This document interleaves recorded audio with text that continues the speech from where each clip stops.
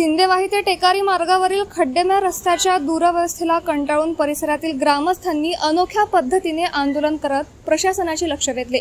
4 जून रोजी गावकऱ्यांनी थेट रस्त्यावरील खड्ड्यात बसून तीव्र आंदोलन केलं।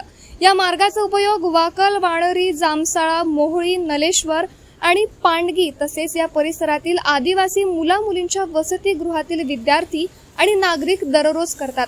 याच रस्त्यावर सिंदेवाहीचा आठवडी बाजारही भरतो, मात्र रस्त्याची अत्यंत खराब व्यवस्था असल्याने दैनंदिन प्रवासात अडथळा ठरत आहे।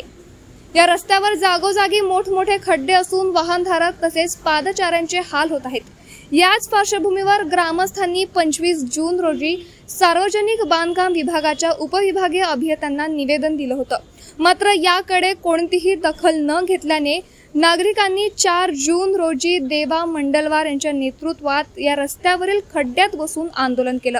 यानंतर नायब तहसीलदार तुमराम यांना निवेदन देण्यात आलं असून 15 दिवसात रस्त्याचे काम सुरू न झाल्यास तहसील कार्यालयासमोर आमरण उपोषण छेडण्यात येईल असा इशारा ग्रामस्थांनी दिला आहे।